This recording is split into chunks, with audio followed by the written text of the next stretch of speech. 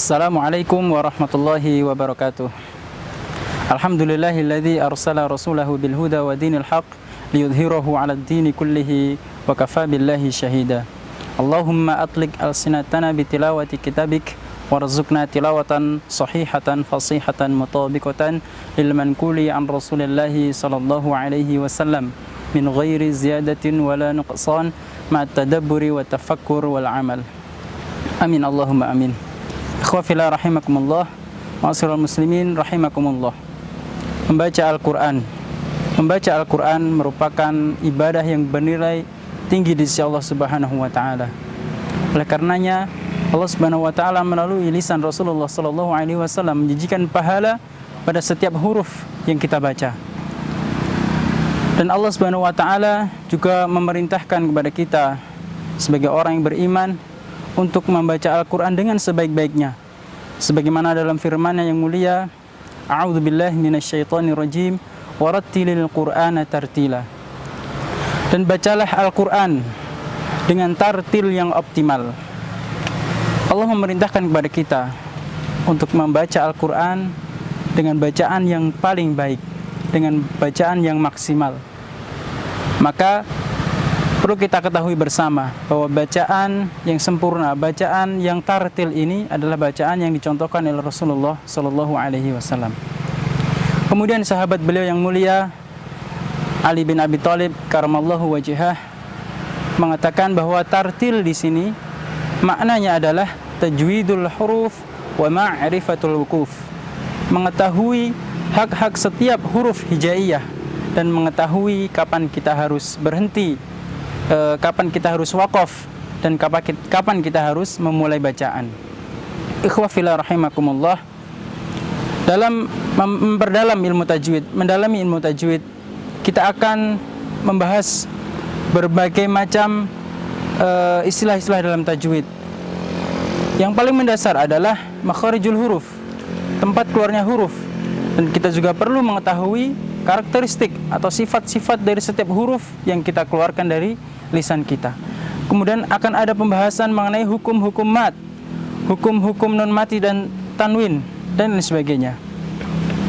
Dan itu semua yang akan kita bisa peroleh dengan kita belajar kepada seorang ustadz atau seorang guru dengan talaki, bertemu langsung, agar bacaan kita bisa dipertanggungjawabkan.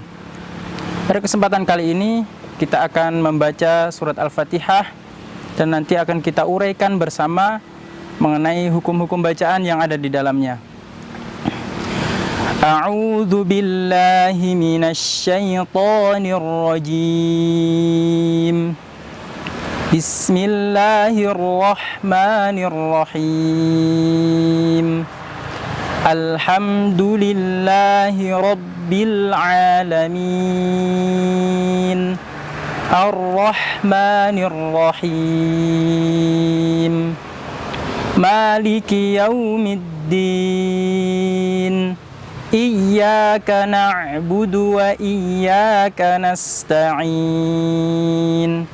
Ihdinas siratal mustaqim. Siratal ladzina an'amta 'alaihim ghairil maghdubi 'alaihim waladdallin. Amin. Ikhwafillah rahimakumullah. Yang paling pertama yang harus kita perhatikan dalam membaca Al-Quran adalah memperjelas setiap bunyi huruf yang kita keluarkan. Bunyi huruf di sini yang perlu kita perhatikan adalah huruf vokal yang akan kita keluarkan.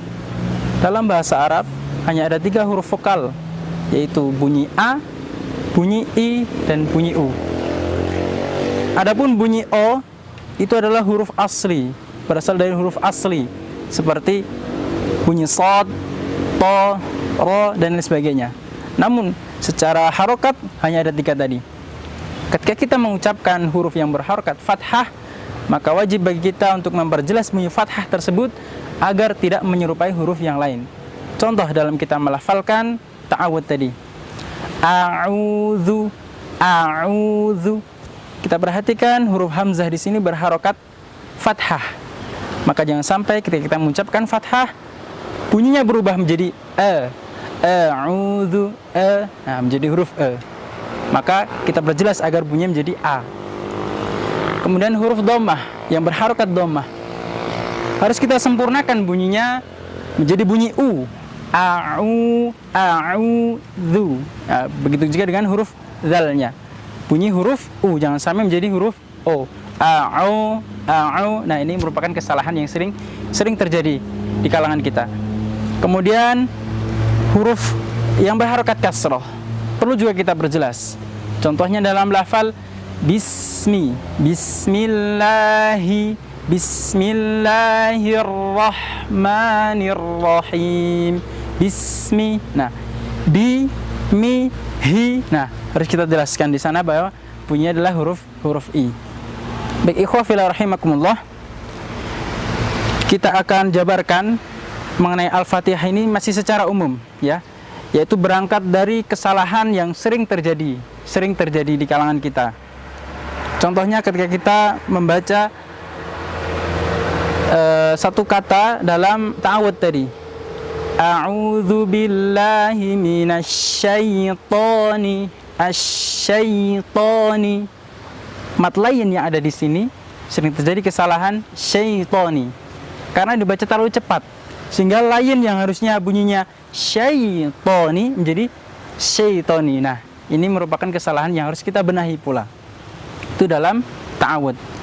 Kemudian dalam bismillah. Bismillahirrahmani. Kita perhatikan huruf H di sana. Huruf H berharokat kasrah. Kalau kita membaca dengan cepat, membaca terlalu cepat, maka huruf H di sini menjadi samar-samar, tidak terdengar jelas. Bismillahirrahmani. Harusnya hi tapi terbaca ei. Nah, seperti ini. Harus kita pertegas di sana, huruf H harus jelas. Bismillahirrahmani dan seterusnya. Baik, kemudian ada lagi beberapa kesalahan yang sering terjadi di kalangan kita, khususnya orang Jawa itu kalau mengucapkan huruf ain menjadi nga. Nah, ini harus kita benahi pula, ya. Bunyinya adalah huruf a.